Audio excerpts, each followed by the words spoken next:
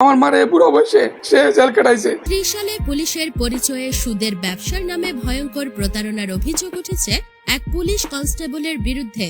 তার স্ত্রীর দায়ের করা মিথ্যা মামলায় জেলে যেতে হয়েছে এক বীর মুক্তিযোদ্ধা ও সাবেক সেনা সদস্যের স্ত্রীকে। ময়মনসিংহ থেকে আবুল মনসুরের তথ্যচিত্রে দেখুন বিস্তারিত।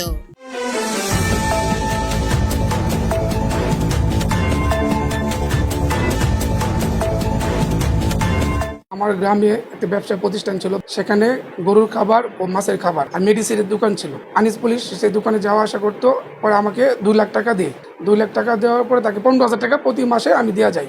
দেওয়ার পরে থেকে তার সাথে আমার লেনদেন ভালো হওয়ার পরে সে আমাকে 8 লাখ টাকা অফার করে। পরে আমি রাজি হয়ে যাই, রাজি হয়ে তাকে 10 লাখ টাকা নেই। 10 লাখ টাকা সুদ দিই প্রতি মাসে 40,000 টাকা। আমি 2 বছরে 9,60,000 টাকা। এরই মধ্যে করোনা মহামারী চলে আসে, আমার ব্যবসা প্রতিষ্ঠান বন্ধ হয়ে যায়। তারা কম বেশ টাকা দিয়ে যায়। আমার ব্যবসা প্রতিষ্ঠান বন্ধ হওয়ার পরে আনিস পুলিশে আমাকে একটা অফার দেয় যে বাইক না তোমাকে আমি 1 কোটি টাকার একটা লোন করে দিই। তখনই আমি আনিস মামাকে জিজ্ঞাসা করলাম 1 কোটি টাকা তুলতে কি কি ডকুমেন্টস লাগবে। তখনই আনিস মামা বলল তোমার ব্যবসা প্রতিষ্ঠানের ট্রেড লাইসেন্স লাগবে, 6টা ব্ল্যাঙ্ক চেক লাগবে, 3টা ব্ল্যাঙ্ক স্ট্যাম্প লাগবে, তোমার মার একটা ব্ল্যাঙ্ক চেক লাগবে। 1 কোটি টাকা লোনের আশায় আমি সব ডকুমেন্টস দিতে রাজি হয়েছি। সবগুলা ব্ল্যাঙ্ক চেকে আমি স্বাক্ষর দিয়েছি এবং ব্ল্যাঙ্ক স্ট্যাম্পে আমি স্বাক্ষর দিয়েছি। আমার মার চেকটাও আমি স্বাক্ষর দিয়েছি। শুধু আমার মার নামে সে মিথ্যা মামলা দিয়েছে এবং আমার মার এই বুড়ো বয়সে সে জেল কাটাইছে। এই সরকারের কাছে আমার এই আনিস পুলিশে বিচার চাই। আমি আমার বুড়া বয়সে আমার মারে আমি অপরাধী, আমি স্বীকার করি, কিন্তু আমার মা তো ওনার সাথে লেনদেন করে নাই, আমি লেনদেন করছি। আমি চাই এই মামলাটা পুনরায় তদন্ত করা হোক। আমার মা এই লেনদেন সম্পর্কে কিছুই জানে না, এমনকি আনিস পুলিশটাও চিনে না। সে মিথ্যা মামলা দিয়ে আমার মাকে ফাঁসাইছে। সে তো আমার তো কোনো টাকা পায় না। এলাকার মানুষ আছে, এলাকার মানুষের কাছে যাচাই করুক, তাহলে সব তথ্য প্রমাণ পাবে। আনিস পুলিশ আসলে একটা সুদখোর। সে আমার 40-50 লাখ টাকার বিপদে পালাইছে। সে আশেপাশে অনেক লোকজনের কাছে সুদ খায় এবং তাদেরকে বিপদে পালাইছে। কনস্টেবল আনিসুর রহমান 17 বছরের চাকরি জীবনে হয়ে উঠেছেন কোটি টাকার সম্পদের মালিক। ময়মনসিংহের ত্রিশালের এক প্রত্যন্ত গ্রামে বসবাস করেন বীর মুক্তিযোদ্ধা মোহাম্মদ মফিজউদ্দিন।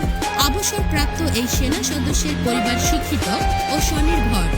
তার ছেলে কামরুল ইসলাম একজন স্নাতক ডিগ্রিধারী। পরিবারটি ছিল স্বাভাবিক ও শান্তিপূর্ণ, যতক্ষণ না তাদের জীবনে আসে পুলিশ কনস্টেবল আনিসুর রহমান।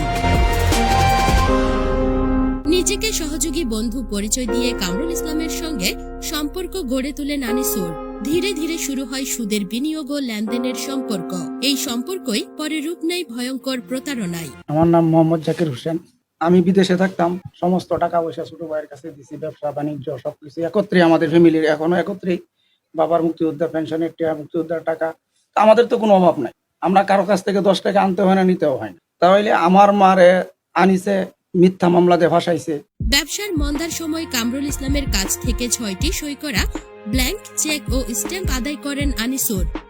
পরে সেগুলোর অপব্যবহার করে আদালতে দায়ের করেন 36 লক্ষ টাকার চেক ডিসঅনার মামলা। মিথ্যা তথ্য দিয়ে রায় আদায় করেন তিনি।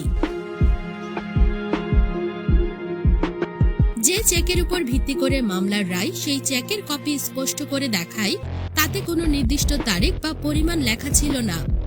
আদালতের গেট এবং মামলার নথি থেকে জানা যায় এসব চেক ব্যবহার করেই সাজানো হয় পুরো মামলা।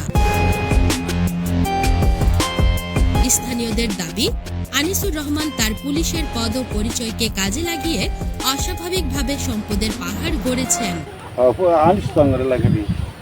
আগে সুখের মধ্যে অবস্থিল খাই আনা খাইবে হয়েছিল কেলাই উৎসব কিন্তু আগে তো জায়গা জমি 5-6 ধান আগে তারিখ নিয়েছিল, বিরাট ও গিয়েছিল বেশি না। আগে ইয়া ছিল জায়গা সম্পদ একটু নাই, ওইটার মিলে এনে বাজারে জায়গা রাখছে। এটা তো ধরুন 10 লাখ 15 লাখ শতাংশ।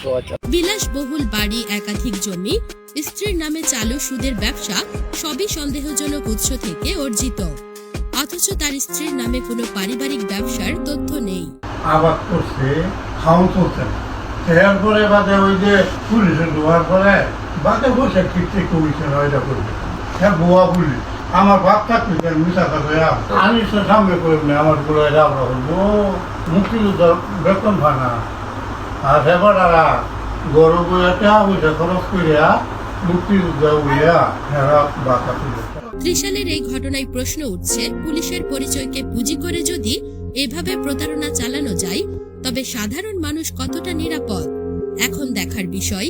এই ঘটনায় প্রশাসন ও সরকারের উচ্চ পর্যায় থেকে কী পদক্ষেপ নেওয়া হয়। দ্বিতীয় পর্ব দেখতে চোখ রাখুন।